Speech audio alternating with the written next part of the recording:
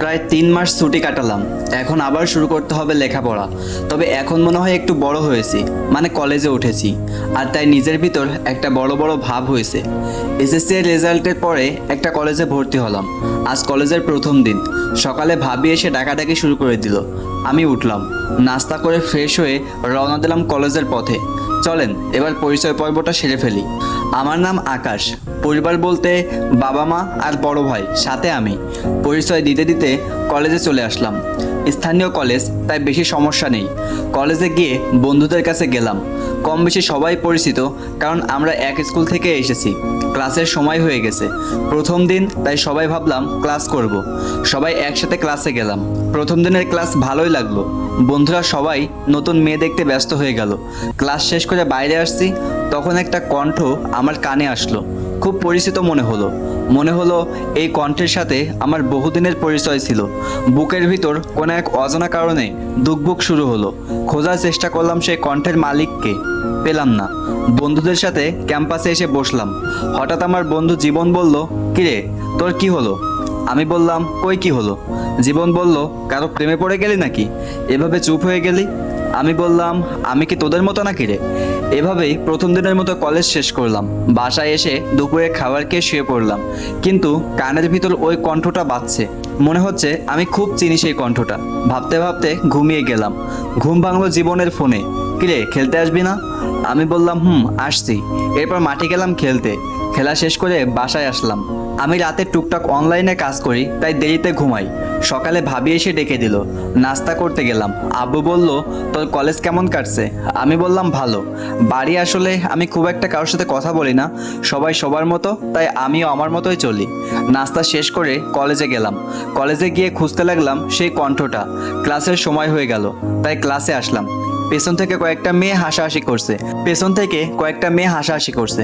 তার ভেতর থেকে আমি শুনতে পেলাম সেই কণ্ঠটা, কিন্তু সবার মুখ ঢাকা, তাই বুঝতে পারছি না কণ্ঠটা কার। এভাবে কলেজে প্রায় 1 সপ্তাহ পার হলো। সেই কণ্ঠটা প্রতিদিনই শুনি, কিন্তু সে কে তা বুঝতে পারি না। আজকে কলেজে একটা ঝামেলা হয়েছে। কিছু পোলাপান আমাদের টিমের একজনকে মারছে, তাই আমরা গেলাম তাকে মারতে। ক্লাসের ভিতর বসে আছে সেই ছেলেটা। ওর কাছে গিয়ে ওকে অনেক মারলাম। হঠাৎ একটা মেয়ে এসে আমাকে চড় বসিয়ে দিল, কিন্তু কোনো কথা বললো না। মুখে হেজাব, বুঝতে পারলাম না কে। চলে গেল। আমি হা হয়ে তাকিয়ে রইলাম। সেদিনের পর থেকে কলেজে আমরা কয়েকজন মারামারি করতাম। আস্তে আস্তে কলেজের সবাই আমাদের নাম শুনলে ভয় পেতে শুরু করলো। কিন্তু ওই মেয়েটা, মানে যে আমাকে চড় মারছিল, সে শুধু আমাকে কিভাবে যেন দেখতো। একদিন একটা ছেলেকে ক্লাসের ভিতর মারছি, তখন আবার ওই মেয়েটা আসলো, আমাকে আবার চড় মারলো আর বলল, এটা কি মারামারি করার জায়গা? তুই কি কখনোই ভালো হবি না? কণ্ঠটা শুনে আমি চমকে উঠলাম। আমার মাথা ঘুরে গেল। আমি বুঝে গেলাম এটা কে। আমি শুধু তার চোখের দিকে তাকিয়ে রইলাম। সেই মায়া আবার আমাকে আকৃষ্ট করছে। এবার মেয়েটা মুখ খুলল। আমি আরও অবাক হয়ে গেলাম তাকে দেখে। মানে যা সন্দেহ করছিলাম ঠিক তাই। বুঝতে পারছেন না তো ব্যাপারটা কি? চলেন তাহলে বুঝিয়ে বলি। ফিরে যাই 5 বছর আগের জীবনে। মাত্র ক্লাস 2তে উঠেছি। স্কুলে খুব একটা ভালো ছিলেন না আমি। সবসময় দুষ্টামি করতাম, পড়ালেখাও খুব একটা করতাম না। বাড়িতে এজন্য সবসময় রিপোর্ট যেত, তবে আমি এসব নিয়ে খুব একটা ভাবতাম না। প্রায় 3 মাস পার হলো। ক্লাসে একদিন ব্যাগের ওপর মাথা রেখে আছি, হঠাৎ কেউ একজন বলল, আসবো স্যার? কণ্ঠটা শুনে আমি অবাক হয়ে গেলাম। মাথা উপরে তুলে হা হয়ে গেলাম। একটা মেয়ে এগিয়ে আসছে। আসলে তখন এই ভালোবাসা বা এসব অত বুঝতাম না, মাত্র ক্লাস 2। কিন্তু মেয়েটাকে দেখে আমি একটু সিনেমাটিক হয়ে গেলাম। বাংলা ছবির মতো কল্পনা করতে লাগলাম। মেয়েটা স্যারের সাথে ইংরেজিতে কি যেন বলছে, আমি আর অত বুঝি না। স্যারের সাথে কথা শেষ করে আমার পাশের বেঞ্চে মেয়েটা বসলো। আমি অবাক হয়ে তার দিকেই তাকিয়ে আছি। কিছুক্ষণ পরে ক্লাস শেষ হলো, টিফিন টাইম। মেয়েটা বাইরে গেল, পেছন পেছন আমিও গেলাম। আমার ভিতর কেন জানি একটা ভালো লাগা কাজ করতে লাগলো। সেদিনের মতো স্কুল শেষ হলো। বাড়িতে এসে আমি আবার তার ভাবনায় পড়ে গেলাম। আরে নামটাই তো জানা হলো না। ভাবলাম কাল গিয়ে নামটা জেনে নিব। পরের দিন একটু সকাল সকাল রেডি হয়ে স্কুলে গেলাম। এমনিতে আমি সবার শেষে স্কুলে যাই, কিন্তু আজ কেন জানি না তাড়াতাড়ি যেতে ইচ্ছা করছে। স্কুলে গিয়ে দেখি মেয়েটা এখনো আসেনি। কিছুক্ষণ অপেক্ষা করলাম। স্কুলে আমার তেমন কোনো বন্ধু নেই, আমার সাথে কেউ মিশতে চায় না। আর আমিও কারোর সাথে মিশি না, একা থাকতে অনেক ভালো লাগে আমার। কিছুক্ষণ পরে দেখি মেয়েটা আসছে। আমি তাকিয়ে থাকলাম অপলক দৃষ্টিতে। এরপর ক্লাস শুরু হয়ে গেলে ক্লাসে গেলাম। আমি বুঝতে পারছি না মেয়েটা কে, আমার কেন এত ভালো লাগছে। ক্লাসের ভিতর ওর নাম ধরে ডাকলো, তার মানে ওর নাম প্রেমা। নামটা জানা হয়ে গেল, কিন্তু কথা বলতে পারলাম না, হয়তো লজ্জায় নয়তো ভয়ে। যাই হোক, ওর সাথে কথা বলার অনেক ইচ্ছা ছিল, কিন্তু কিছুতেই তা হয়ে উঠতো না। প্রায় 3 মাস এভাবেই পার হয়ে গেল। আমি সবসময় ওর দিকে দেখতাম, ওর পিছনে যেতাম, কিন্তু প্রেমা হয়তো এসব কিছু জানে না। আমি আসলে মানেটা বুঝতাম না যে আমি কেন এমন করি, কিসের জন্য আমার সবসময় ওকে দেখতে ভালো লাগে। কেবল ক্লাস 2 এটাও বুঝতাম না যে এটা আমার বয়স না। যাই হোক, একদিন ক্লাসে স্যার পড়া জিজ্ঞেস করছে সবাইকে, সবশেষে আমার কাছে আসলো, কিন্তু আমি তো পড়া পারবো না। স্যার আমাকে মারলো আর সাথে অনেক অপমানও করলো। ক্লাসের সবাই হাসছে, প্রেমাও হাসছে, আমি মাথা নিচু করে থাকলাম। আসলে এটা নতুন কিছু না, আমার সাথে এরকমটা প্রতিনিয়তই হয়। এভাবেই একটা বছর শেষ হলো। এখন ক্লাস 3-তে উঠলাম, তবে প্রেমার প্রতি আমার আকর্ষণ আরও বেড়েছে। আমার বই খাতা সব কিছুতে প্রেমার নাম লেখা। এর মধ্যে আবার আমাদের ক্লাসের ফার্স্ট বয় সাকিব, এর সাথে প্রেমার ভালো বন্ধুত্ব হয়েছে, যেটা আমি মোটেও সহ্য করতে পারতাম না। ওরা দুজন এক বেঞ্চে বসতো, সবসময় একসাথে থাকতো, যেটা আমার মোটেও ভালো লাগতো না। মনে মনে ঠিক করলাম সাকিবকে মারবো। তাই একদিন সকাল সকাল ক্লাসে গিয়ে যে বেঞ্চে সাকিবরা বসে, আমি সেই বেঞ্চে বসে পড়লাম। একটু পরে সাকিব আসলো, দেখে আমি ওর বেঞ্চে বসে আছি, আমাকে বলল এখান থেকে ওঠ। আমি বললাম কেন? সাকিব বলল এখানে সবসময় আমি বসি, আজ আগে আমি এসেছি তাই আগে আমি বসবো। এরপর সাকিব আমাকে একটা চড় মেরে বলল, তোর কি যোগ্যতা আছে সামনের বেঞ্চে বসার? যারা পড়ালেখা ভালো করে করে তারা সামনের বেঞ্চে বসে। এবার আমার মাথাটা গেল চোটে, সাকিবকে খুব মারলাম। মারতে মারতেই প্রেমা চলে আসলো, এসে আমাকে চড় বসিয়ে দিয়ে বলল, এই বেয়াদব, তুই সাকিবকে কেন মারছিস? এরপর ক্লাসে স্যার চলে আসলো। স্যার বলল, কি হয়েছে প্রেমা? এরপর প্রেমা স্যারকে বলল, স্যার এই বেয়াদবটা সাকিবকে কোনো কারণ ছাড়াই মারছে। এরপর স্যার আমাকে বলল, তোর মতো বেয়াদব আমি কখনো দেখিনি। এরপর স্যারও আমাকে অনেক মারলো। আমি চুপ হয়ে গেলাম। আজকে একটা ভুলের কারণে প্রেমার চোখে খারাপ হয়ে গেলাম। এরপর থেকে কেন জানি না প্রেমা আমাকে সহ্য করতে পারতো না, ওর সামনে গেলেই আমাকে অপমান করতো। এভাবে চলে গেল অনেক দিন। একদিন আমার খাতায় প্রেমার নাম লেখা দেখে ফেললো প্রেমার বান্ধবী সাদিয়া। আমাকে বলল, কিরে তোর খাতায় প্রেমার নাম লেখা কেন? আমি বললাম কই। এরপর সাদিয়া আমার থেকে খাতাটা নিয়ে নিল। আমি বললাম, প্লিজ এটা কাউকে দেখাস না। সাদিয়া বলল, তুই কি প্রেমাকে পছন্দ করিস? আমি বললাম, জানি না। এরপর সেখান থেকে চলে গেলাম। ক্লাস 5-এ এখন মোটামুটি বুদ্ধি হয়েছে, এখন অনেক কিছুই বুঝি। প্রেমাও আগের থেকে অনেক বেশি সুন্দরী হয়েছে। আমি আগের মতোই ওর পেছনে লেগে থাকি, ক্লাসে সবসময় তাকিয়ে থাকি, কিন্তু সাহস করে কখনো সামনে যেতে পারি না, কথা বলতে পারি না, কারণ প্রেমা আমাকে সহ্য করতে পারে না। তবে আমি আগের থেকে অনেক পরিবর্তন হয়ে গেছি, আগের মতো আর দুষ্টুমি করি না, সবসময় একা থাকি। কিন্তু সাকিব আর প্রেমার সম্পর্ক এখন আরো অনেক ভালো। স্কুলে শুধু সাদিয়া জানে যে আমি প্রেমাকে পছন্দ করি। একদিন সাদিয়া প্রেমাকে বলল, প্রেমা তুই কি জানিস তোকে একজন পছন্দ করে তা? প্রেমা হেসে বলল, না তো, সে কে? সাদিয়া বলল, তুই বুঝে নে সে কে, সে সবসময় তোর পেছনে থাকে, আড়াল থেকে তোকে দেখে। প্রেমা ভাবলো, কে তাহলে সে? সাকিব নয় তো? প্রেমা বলল, সাদিয়া ছেলেটা কে? সাদিয়া বলল, পারলে তুই বুঝে নিস। প্রেমা মনে মনে ভাবছে সাকিব হতে পারে, ও তো সবসময় আমার পাশে থাকে। প্রেমা এসব নিয়ে বেশি কিছু ভাবলো না। কিছুদিন এভাবেই গেল। একদিন আমার খাতা আর বই আমার ব্যাগের উপরে রাখা ছিল, আর টিফিন টাইমে আমি বাইরে গেছিলাম। তখন প্রেমা দেখলো আমার ব্যাগের ওপর খাতা রাখা, আর তাতে কি যেন লেখা। একটু এগিয়ে এসে দেখলো প্রেমা, খাতাটা দেখে তো প্রেমার মাথায় আগুন উঠে গেল। আমাকে ডাকলো, আমি এসে দেখি আমার খাতা প্রেমার হাতে, আর সাকিবও আছে। প্রেমা বলল, তোর খাতায় আমার নাম কেন? আমি চুপ করে আছি। সাকিব এসে আমাকে একটা চড় মেরে বলল, কিরে বল, তোর খাতায় প্রেমার নাম কেন? এরপর প্রেমা বলল, ছোট লোকের বাচ্চা, তোর সাহস কত বড়, তুই আমাকে নিয়ে এসব ভাবছিস? তুই ভাবলি কিভাবে যে তোর মতো একটা ছোট লোক বেয়াদব ছেলেকে আমি ভালোবাসবো? আরো অনেক অপমান করলো। সাকিব বলল, শোন, তোরে যদি আর কখনো দেখি প্রেমার আশেপাশে, তোর কিন্তু খবর আছে।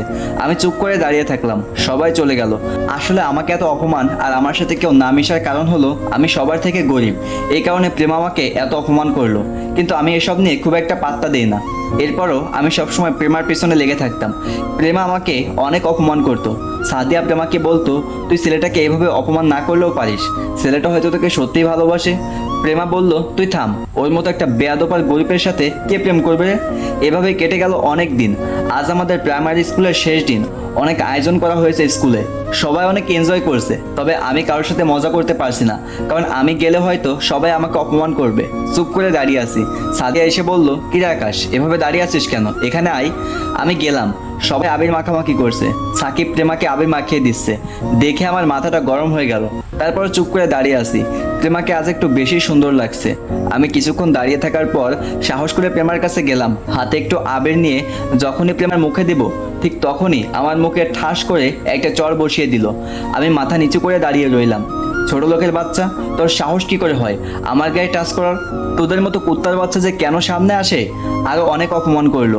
আমি কখনোই প্রেমার সামনে দাঁড়িয়ে কথা বলিনি, কিন্তু আজ বললাম, প্রেমা, আমি তোকে সত্যিই ভালোবাসি, তুই বুঝলি না। আজ তো শেষ দিন, তাই একটু কাছে এসেছিলাম। ঠিক আছে, তুই যখন আমাকে সহ্য করতে পারিস না, তাহলে আর কখনো তুই আমাকে দেখবে না। এই বলে সেখান থেকে চলে আসলাম। সাদিয়া প্রেমাকে বলল, তুই মনে হয় ভুল করলি, ছেলেটা তোকে সত্যিই ভালোবাসে। আর আকাশের ভালোবাসা যদি সত্যি হয়, তাহলে দেখিস তুইও ওকে একসময় মিস করবি। তারপর অনুষ্ঠান শেষ হলো, সবাই চলে গেল, সবগুলো পরীক্ষা শেষ হয়ে গেল। আমি প্রেমার সামনে যাইনি, কিন্তু আড়াল থেকে ঠিকই ওকে দেখেছি। কিন্তু পরীক্ষার পর যখন ওদের বাড়ির আশেপাশে যেতাম, তখন আর প্রেমাকে দেখতে পেতাম না। পরে খোঁজ নিয়ে জানতে পারলাম প্রেমা শহরে গিয়ে লেখাপড়া করবে। আমার মনটা খুব খারাপ হয়ে গেল। এভাবে কেটে গেল 5টি বছর। এর ভিতর অনেক কিছুই বদলে গেছে। আমরা এখন আর গরিব নেই, সব কিছুর পরিবর্তন হয়েছে। আমি অনেকবার প্রেমার খোঁজ নিয়েছি, কিন্তু লাভ হয়নি। আর এই 5 বছরে প্রেমা সবসময় কিছু একটা মিস করতো। মাঝে মাঝে আমার কথা ভাবতো, ছেলেটা কি এখনও আমাকে ভালোবাসে নাকি ভুলে গেছে। প্রেমার ইচ্ছা করতো আমাকে একটু দেখার, কিন্তু সেটা হয়নি। এবার বর্তমানে আসি। এতদিন পরে প্রেমার সামনে আমি, তাও আবার সেই খারাপ হয়ে গেলাম। প্রেমা আমার সামনে থেকে চলে গেল, কিন্তু আজকে আমার প্রেমাকে একটু অন্যরকম মনে হলো। 5 বছর আগের প্রেমা আর এই প্রেমা আলাদা। আগের মতো আমাকে অপমান করলো না। কিন্তু আমার একটা জিনিস ভেবে ভালো লাগছে যে প্রেমা আমার মুখটা মনে রেখেছে। মনে মনে ভাবছি, আমার কি উচিত হবে আবার প্রেমার মায়ায় পড়া? অনেক চিন্তা ভাবনা সামনে আসছে। হঠাৎ জীবন এসে বলল, কিরে কি ভাবছিস? আর ওই মেয়েটা কি তোকে চেনে? আমি বললাম, কোন মেয়েটা? জীবন বলল, আরে ওই যে তোকে চড় মারলো। আমি বললাম, চেনে। জীবন বলল, সে কে? আমি বললাম, যার জন্য আমার আজও কোনো মেয়েকে ভালো লাগেনি, যার জন্য আজও কোনো রূপবতী আমাকে আকৃষ্ট করতে পারেনি, ওই হলো সেই মায়াবতী। জীবন অবাক হয়ে বলল, তার মানে এই মেয়েটার জন্য তুই অপেক্ষা করে আছিস? আমি বললাম, এভাবে আরও কিছুক্ষণ দুজনে কথা বলে চলে গেলাম বাসায়। এরপর আমি প্রতিদিন কলেজে যেতাম। ক্লাস করার সময় প্রেমার দিকে তাকিয়ে থাকতাম। মাঝে মাঝে মনে হতো প্রেমাও আমাকে দেখছে। এভাবে কিছুদিন গেল। হঠাৎ কলেজে আবার একটা ঝামেলা হলো, মানে মারামারি। আর সেখানে আমিও আছি। মারামারি এক পর্যায়ে পেছন থেকে কেউ একজন আমার হাত টেনে ধরলো। আমি পেছনে ঘুরতেই অবাক, আরে এটা তো প্রেমা। যেটা ভাবছিলাম ঠিক তাই হলো। ঠাস করে একটা বসিয়ে দিয়ে বলল, তুই কি কখনোই ভালো হবি না? বলেই চলে গেল। আমি থ হয়ে দাঁড়িয়ে থাকলাম। কলেজ শেষ করে বাড়ি এসে ভাবতে লাগলাম, আচ্ছা, আমি যখনই কোনো খারাপ কাজ করি তখনই প্রেমা কেন এসে বাধা দেয়? আমি তো এখন আর ওকে ডিস্টার্ব করি না, তাহলে ও কেন নিজ থেকে আমার কাছে আসে? অন্যদিকে প্রেমা ভাবছে, এতদিন পরে তোকে দেখলাম, তুই কি আমাকে সত্যিই ভুলে গেছিস? আগের মতো আমার পিছনে লাগিস না, আমাকে ডিস্টার্ব করিস না। আমি তোকে যেদিন থেকে চোখের সামনে থেকে হারিয়েছি, সেদিন থেকেই বুঝেছি আমিও তোকে ভালোবাসি। এভাবেই দিন কাটতে লাগলো। আমি একটা জিনিস লক্ষ্য করতেছি যে প্রেমা এখন সবসময় আমার সামনে থাকে। মনে হয় আমাকে কিছু বলতে চাই। সত্যি বলতে প্রেমাকে আমি এখনও অনেক ভালোবাসি, কিন্তু সেদিনের পর থেকে আর ওর সামনে গিয়ে বলার সাহস পাইনি। কলেজে চুপ করে বসে আছি। পাশ থেকে আমার বন্ধু রাকিব বলল, কিরে মামা, তুই কিছুদিন ধরে দেখছি কেমন যেন হয়ে গেছিস। সারাক্ষণ কি ভাবিস এত? কারো প্রেমে পড়লি নাকি? আমি মুচকি এসে বললাম, প্রেমে তো পড়েছিলাম সে অনেক আগে। রাকিব বলল, ও মা তাই? তা আমাকে তো কিছু বললি না। রাকিবের সাথে কথা বলছি, হঠাৎ সামনে চোখ পড়লো। দেখি প্রেমা আসছে। আমি এক দৃষ্টিতে তাকিয়ে আছি। রাকিব বলল, কিরে কাকে দেখছিস এভাবে? রাকিবও সেদিকে তাকালো। রাকিব বলল, মামা, মায়াটা কিন্তু জোস। আমি ওর মুখ চেপে ধরে বললাম, ওর দিকে যেন আর নজর দিস না। রাকিব বলল, কেন, সে কে?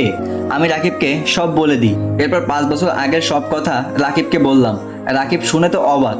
রাকিব বলল, বাহ মামা, তা এখন আবার কি ওকে ভালোবেসে ফেলছোস? আমি বললাম, ওকে তো আমি সবসময় ভালোবাসি, ওর জন্য আজও আমি কোনো মেয়ের দিকে তাকাই না। এভাবে আরও 1 সপ্তাহ গেল। প্রেমা মনে হয় আমার ওপর অনেক দুর্বল হয়ে পড়েছে, কারণ এখন সব সময় আমার দিকে তাকিয়ে থাকে। কিন্তু আমি ভাবছি, না, প্রেমা তো আমাকে ঘৃণা করতো, ও আবার আমাকে কেন ভালোবাসবে? কিছুদিন পরে কলেজে স্পোর্টস। ওই দিন যে আমার সাথে এমন কিছু হবে তা কখনোই কল্পনা করিনি। দেখতে দেখতে স্পোর্টসের দিন চলে আসলো। আমি কলেজ ক্যাম্পাসে দাঁড়িয়ে আছি। হঠাৎ চোখ পড়লো গেটের দিকে। দেখে একটা পরী গেট দিয়ে ভিতরে ঢুকছে। আরে এটা তো প্রেমা। আমি হাঁ করে তাকিয়ে আছি। প্রেমা দেখলাম একবার আমার দিকে তাকিয়ে চলে গেল। কিছুক্ষণ পরে আমার কাছে একটা বান্ধবী আসলো। আমি ওর সাথে কথা বলতেছি। প্রেমা দূর থেকে এটা দেখলো। হঠাৎ পেছন থেকে কেউ একজন আমার হাত ধরে টানতে লাগলো। কলেজের পিছনে একটা পুকুর পাড়ে নিয়ে গেল। তাকিয়ে দেখি প্রেমা। আমি তো অবাক, কি হলো এটা? প্রেমা আমার দিকে অগ্নিদৃষ্টিতে তাকিয়ে আছে। নীরবতা ভেঙে প্রেমা আমার কলারটা ধরে বলল, এই ওই মেয়েটা কে রে? আমি হাঁ করে আছি প্রেমার কাণ্ড দেখে। মনে একটা শয়তানি বুদ্ধি আসলো, দেখি কি করে। বললাম, আমার গার্লফ্রেন্ড। প্রেমা বলল, মানে তুই ওই মেয়েটার সাথে রিলেশন করিস? আমি বললাম, হ্যাঁ। কোনো সমস্যা? প্রেমা বলল, হ্যাঁ অনেক সমস্যা। আমি তোকে ভালোবাসি, আর তুই শুধুই আমার। প্রেমার কথা শুনে আমি কি বলবো বুঝতে পারছি না। মেয়ে বলে কি? আমার তো খুশিতে নাচতে ইচ্ছা করছে। প্রেমা আমাকে এবার আরো অবাক করে দিয়ে আমাকে জড়িয়ে ধরলো। আমি একটা কলা গাছের মতো দাঁড়িয়ে আছি। হঠাৎ পিছন থেকে রাকিবরা হাসতে লাগলো। প্রেমা ওদের দেখে লজ্জা পেয়ে গেল। সাথে আমার ওই বান্ধবীটাও ছিল। আমাকে বলল, কি মামা ডুবে ডুবে এভাবে খাচ্ছ? আমি বললাম, কি খাচ্ছি? রাকিব বলল, বুঝি, সব বুঝি। প্রেমা আমার বান্ধবীকে বলল, এ মেয়ে তুমি আকাশকে ভালোবাসো? আমার বান্ধবী তো অবাক, বলল, আমি ওকে ভালোবাসতে যাবো কেন? প্রেমা আমার দিকে তাকালো, বলল, এই তুই যে বললি ওর সাথে রিলেশন করিস, আমাকে মিথ্যা বলা? দাঁড়া। এই বলে প্রেমা একটা লাঠি নিয়ে আমার দিকে আসতে লাগলো। কি ভাবছেন আমি পাগলের মতো দাঁড়িয়ে থাকবো? না রে ভাই। দিলাম একটা দৌড়। প্রেমাও পিছন পিছন দৌড়াতে লাগলো।